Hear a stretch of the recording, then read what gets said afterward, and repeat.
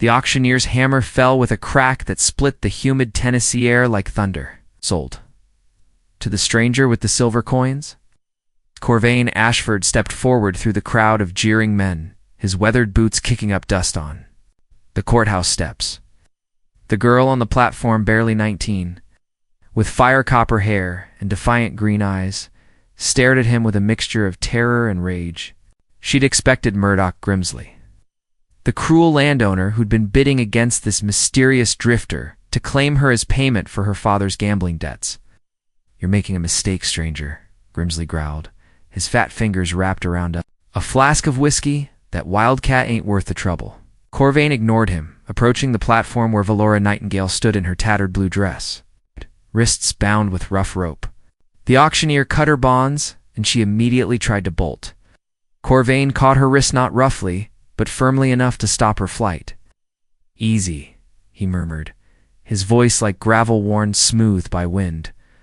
"I'm not what you think. You bought me like cattle." She spat, trying to wrench free. "What else could you be but a monster?" The crowd began to disperse, disappointed that the entertainment was over. Corvain waited until they were relatively alone before speaking again. "I bought your debt, not you. There's a difference."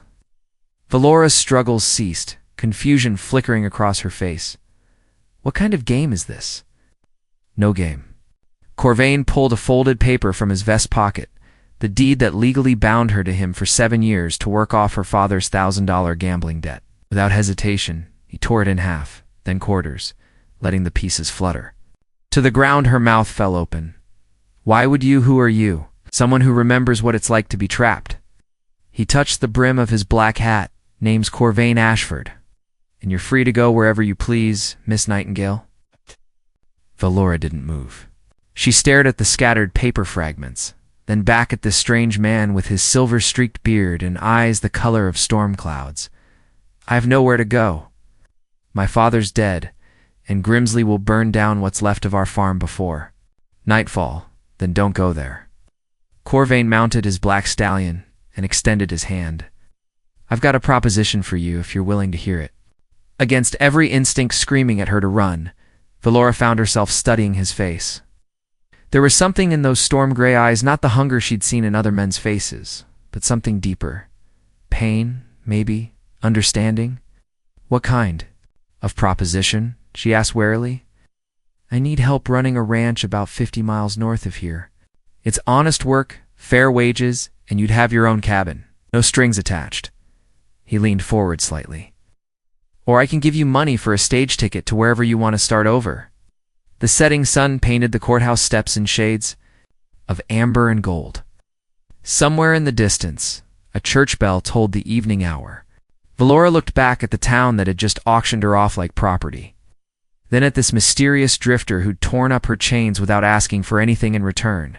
She grasped his outstretched hand and swung up behind him on the horse. 3 weeks later, Valora wiped sweat from her brow as she finished mending the fence around Corvain's cattle ranch. The Broken Arrow spread was larger than she'd expected. Drolling hills dotted with oak trees, clear-running creek, and a sturdy log house that spoke of careful craftsmanship. Her own cabin sat a respectable distance away, just as he'd promised. "Sure." Working too hard, Corvain called out, approaching with 2 glasses of cold well water. "I didn't free you from one form of slavery just to watch you create another." Valora accepted the water gratefully, trying not to notice how his shirt clung to his broad shoulders. "I'm not used to charity. Never have been comfortable with it." "Not charity if you're earning it."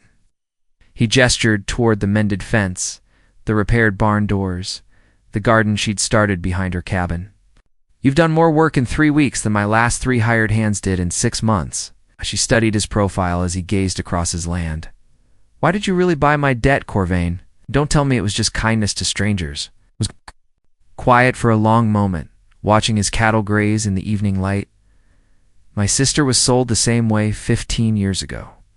I was too young, too poor, too powerless to stop it." His jaw tightened. "Never found out what happened to her. But I swore if I ever had the chance to prevent it happening to someone else... I'm sorry." The words felt inadequate, but they were all she had.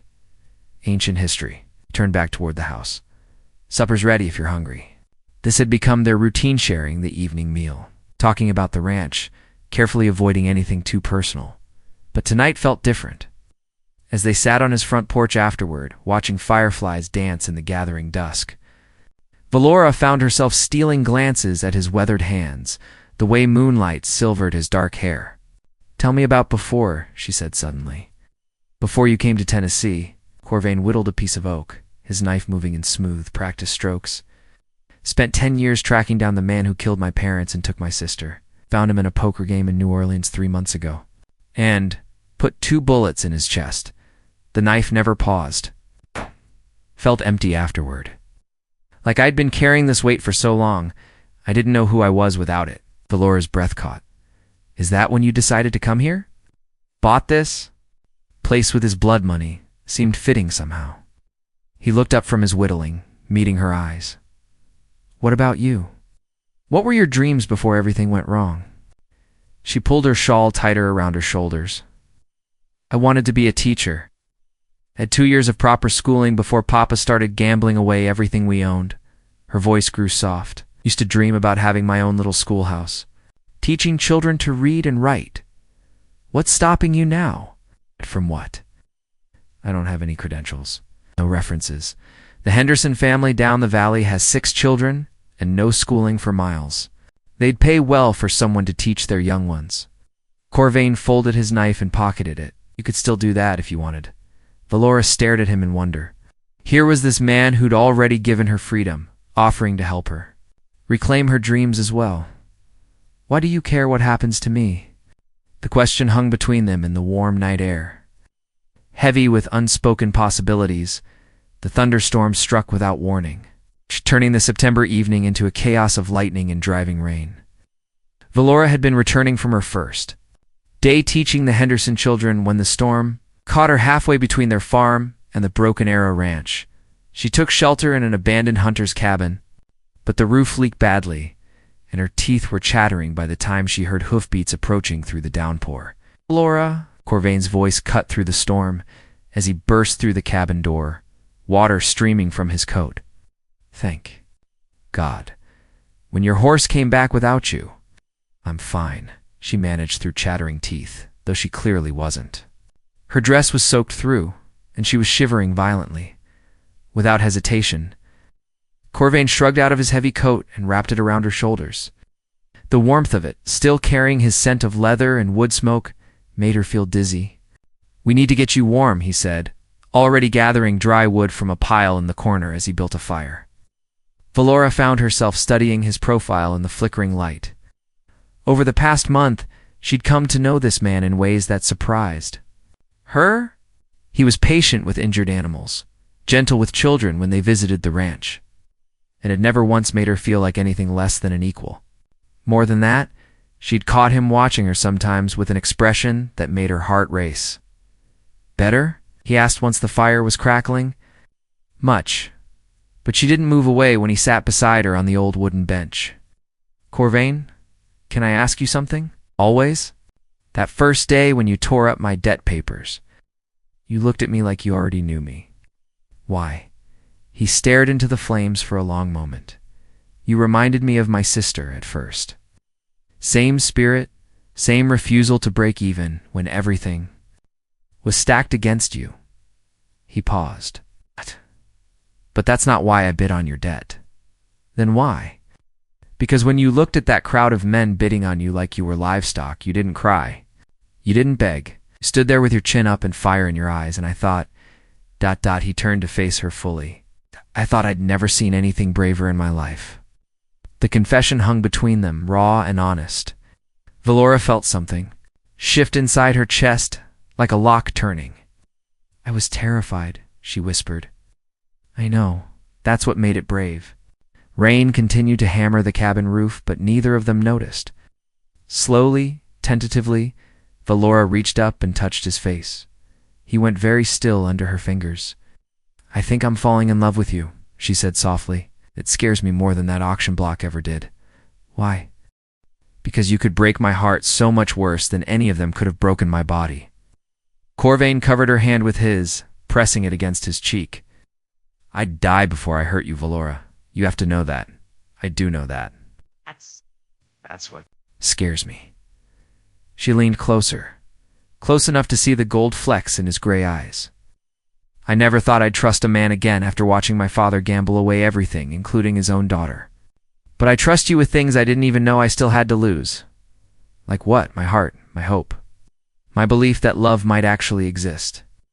The storm raged outside, but inside the small cabin, something warm and precious was blooming between them. When Corvain finally kissed her, soft and reverent like a prayer, Valora understood that this was what freedom really meant, not just the absence of chains, but the presence of choice. She was choosing him. October brought a visitor that shattered the peaceful rhythm of their days. Valora was teaching arithmetic to little Mercy Henderson when she saw the rider approaching the schoolhouse. Man in an expensive suit riding a fine bay mare. Murdoch Grimsley dismounted with the arrogance of someone accustomed to being feared. "Miss Nightingale," he called out, tipping his hat in mock courtesy. "Heard you've been playing teacher? How? ... domestic." The children sensed trouble and huddled closer to Valora's desk. She kept her voice steady. "Mr. Grimsley, if you have business, it can wait." "Oh, but my business is with you." His smile was cold as winter wind. "See, I've been thinking about that auction. Something didn't sit right with me about your mysterious savior." "I don't know what you mean." "Did some asking around. Turns out your Corvain Ashford ain't quite the saint he pretends to be." Grimsley pulled a folded paper from his vest. "Got myself a copy of a wanted poster from New Orleans. Murder, it says. Shot a man in cold blood over a card game." Valora's blood turned to ice, but she forced herself to remain calm. "Even if that were true, it's none of your concern, ain't it? See, there's a $500 reward for information leading to his capture, dead or alive." Grimsley's eyes glittered with malice. "Of course, I might be persuaded to forget what." "I know, ... for the right price. What do you want? The same as always?" He stepped closer, and she could smell whiskey on his breath despite the early hour. "Come work my house as my woman, not my servant hand. I'll keep quiet about your murderer boyfriend." Valora's hand tightened on the ruler she'd been using. "Get out. Got 3 days to think about it. After that, I ride to the sheriff with this poster." He remounted his horse. "Better choose wisely, Miss Nightingale. That man of yours might have bought your freedom, but he can't protect you from a hangman's noose." After he rode away, Valora dismissed the children early and rode hard back to the ranch. She found Corvain splitting firewood behind the barn, his movements sharp and violent as if he were fighting demons. "You already know," she said. He buried the axe in the chopping block and turned to face her. "Grimsley paid me a visit this morning, made his offer quite clear. Is it true?" "The wanted poster." "Yes, no hesitation, no excuses. Killed Silas Crenshaw in a New Orleans gambling hall. But it wasn't over cards, Valora. He was the man who murdered my parents and sold my sister. I tracked him for 10 years. She studied his face, seeing the pain he'd carried all these years. Why didn't you tell me?" "Because I was afraid you'd look at me the way you're looking at me now." "How am I looking at you?" "Like you're not sure if you know me anymore." Valora stepped closer, close enough to touch him. "I know exactly who you are, Corvain Ashford. You're the man who bought my freedom and asked for nothing in return. You're the man who helped me chase my dreams. You're the man who kisses me like I'm precious." She placed her palm against his chest, feeling his heart race. "I don't care what you did to the monster who destroyed your family. I care about the man you are now." Grimsley won't see it that way. "Neither will the law." "Then we run tonight. Together." Corvain caught her hands in his. "I won't make you a fugitive, Valora. You've got a life here now, a teaching position. I've got nothing without you." The words came out fierce, certain. "It's nothing that matters." As the sun set behind them, they held each other while the weight of impossible choices pressed down like a gathering storm. They had planned to leave at midnight. At 8, taking only what they could carry and riding hard for the Colorado Territory. But fate, as it often does, had different plans. Valora was packing her few belongings when she heard horses approaching the ranch, too many horses, moving too fast. Through her cabin window, she saw the sheriff and 6 deputies surrounding the main house, their weapons drawn. Her heart hammered as she watched Corvain emerge from the house, hands raised. Even from a distance, she could see the resignation in his shoulders, the way he'd already accepted his fate. "Corvain Ashford," Sheriff Morrison called out, "you're under arrest for the murder of Silas Crenshaw." "I figured you'd come eventually," Corvain replied calmly. "Mind if I ask who turned me in?" Murdoch Grimsley rode up behind the deputies, his satisfaction obvious. "Civic duty, nothing more. Can't have murderers running loose in our county." Valora's vision went red. Without thinking, she grabbed her father's old hunting rifle from above the fireplace and burst from her cabin. "Let him go, Valora, no," Corvain shouted, but she was already pointing the rifle at Grimsley. "You snake," she spat. "But this was never about justice. You couldn't stand that I chose him over you." "Put the gun down, miss," Sheriff Morrison said. "Carefully. Don't make this worse than it has to be." "Worse." Valora laughed bitterly. "You're arresting the finest man I've ever known while letting the real criminals run free. Grimsley's been cheating farmers out of their land for years, forcing their daughters into indenture." "That's business," Grimsley interrupted. "This is murder. It was justice." The words tore from her throat. "Corvain told me what that monster did to his family. If you had any decency, you'd give him a medal instead of chains." For a moment, the only sound was wind through the oak trees. Then Sheriff Morrison spoke, his voice gentler than before. "Miss, I understand your feelings, but the law is the law. Put down the rifle and step away." Valora's hands shook as she kept the weapon trained on Grimsley. She could feel Corvain's eyes on her, pleading silently for her to surrender before someone got hurt. "I have a proposition," she said suddenly. "Valora, don't," Corvain started. "A trial by combat," she continued, ignoring him. "Old law, but still legal in Tennessee. If Grimsley wants to press charges, let him face the accused man-to-man." Grimsley's face went pale. "That's barbaric. I'm not fighting a murderer." "Because you're a coward who only attacks those weaker than yourself," Valora said contemptuously. "You want my man in chains so badly? Prove you deserve the right." Sheriff Morrison scratched his gray beard thoughtfully. "A trial by combat ain't been invoked in these parts for 20 years, but—" He looked between Grimsley and Corvain. "The law does provide for it in cases where the accuser and accused both consent." "I consent," Corvain said immediately. All eyes turned to Grimsley, who was sweating despite the cool evening air. "This is ridiculous. I don't have to prove anything to anyone." "Then withdraw your charges," Valora said sweetly.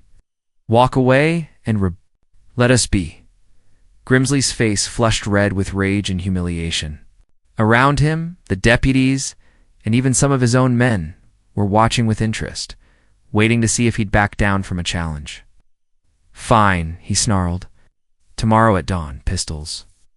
As the posse rode away, Valora finally lowered the rifle. Corvain swept her into his arms, holding her so tightly she could barely breathe. "That was either the bravest or most foolish thing I've ever seen," he murmured against her hair. "Both," she whispered back, "just like falling in love with you." Dawn came, gray and cold, with mist rising from the creek like ghosts.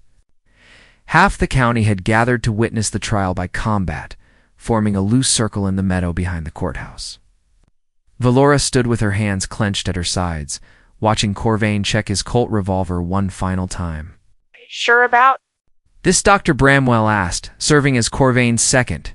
"Grimsley's got a reputation as a decent shot." "Better than a rope," Corvain replied, though his eyes never left Valora's face. Across the field, Grimsley was taking swigs from a silver flask while his second, a hired gun named Vex Murdoch, whispered last-minute advice. The coward was trying. To steady his nerves with liquor, Sheriff Morrison stepped into the center of the circle.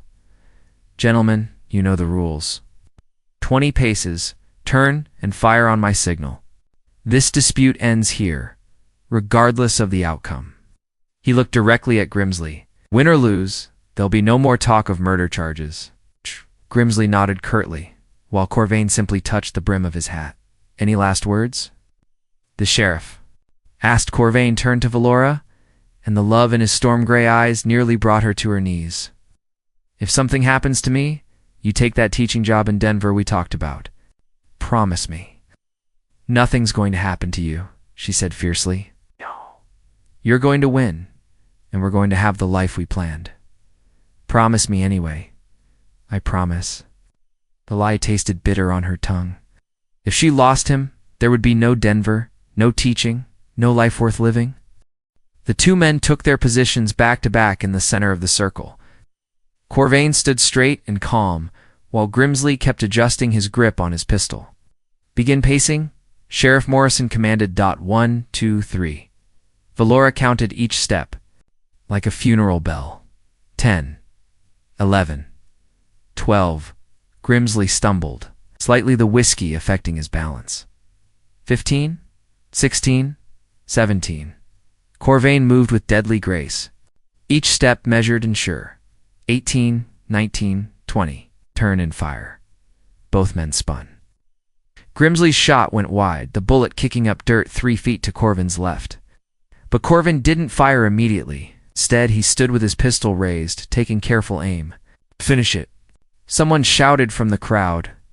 Time seemed suspended, caught between heartbeats. Then Corvain lowered his weapon. I could kill you, he said, his voice carrying clearly in the morning air. But I'm not the same man who put bullets in Silas Crenshaw.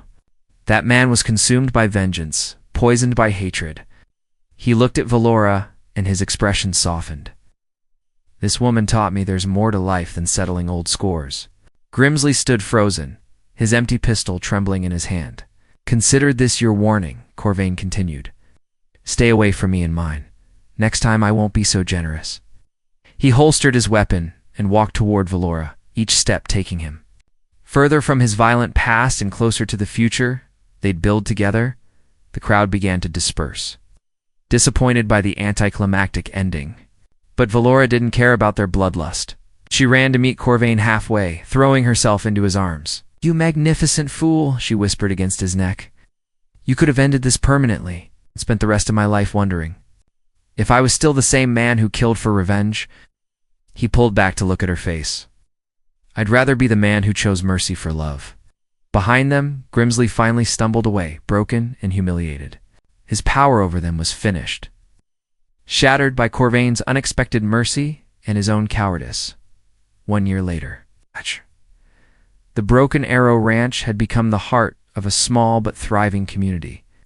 Valora's one-room schoolhouse sat next to the main house, filled each morning with the laughter of children from 3 counties.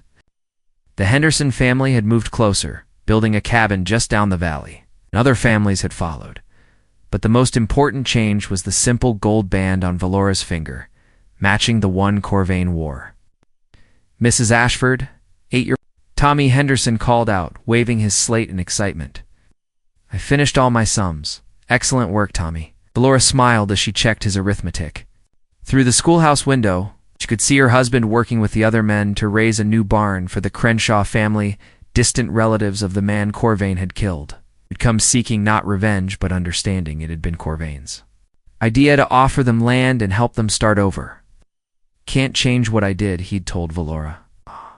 But maybe I can honor his memory by helping his kin build something good. The gesture had moved the entire community, cementing Corvain's transformation. From feared gunman to respected neighbor. Class dismissed, Valora announced, as the afternoon sun slanted through the windows. The children filed out, chattering and laughing, and she began cleaning the slate boards. How was school today? Corvain asked, appearing in the doorway with sawdust in his dark hair and a smile that still made her heart skip. Productive. Little Mercy can read full sentences now, and the Crenshaw boy is showing real promise with mathematics. She set down her cleaning rag and moved into his arms. How goes the barn raising? Should be finished by sunset.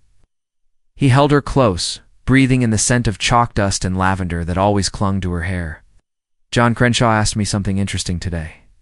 Wants to know if I'd consider running for sheriff when Morrison retires next year? Valora pulled back to study his face. What did you tell him? That I'd have to discuss it with my wife. His hand settled on her waist. What do you think? Ready to be married to a lawman? She laughed, the sound bright as silver bells. A year ago, you were running from the law. Now you want to be the law. That's quite a change. You changed me, he said simply. Made me want to be worthy of you. We're always worthy, Corvain, Ashford. You just needed to believe it yourself. Through the window, they could see the new barn taking shape, neighbors working together to build something lasting. Children played in the meadow where Corvain had once faced Grimsley in combat. The sound of hammers and laughter mingled with the evening song of meadowlarks. So what's your answer? Corvin asked. Sheriff Ashford has a nice ring to it. Valora stood on her toes to kiss him, tasting the future on his lips, the future built on love instead of vengeance, hope instead of despair. I think this county could use a sheriff who understands that sometimes the greatest strength is knowing when not to pull the trigger. I think this sheriff could use a wife who's brave enough to point a rifle at the most powerful man in the county to protect what she loves. As the sun set over the Tennessee hills, painting the sky in shades of gold and crimson, they stood together in the doorway of their schoolhouse. Once they had been a sold girl and a vengeful drifter, brought together by desperate circumstances. Now they were partners in building something beautiful, community, a family, a love story that would be told around local firesides for generations to come. The drifter had bought her freedom, but in the end they had freed each other from the prisons of their past.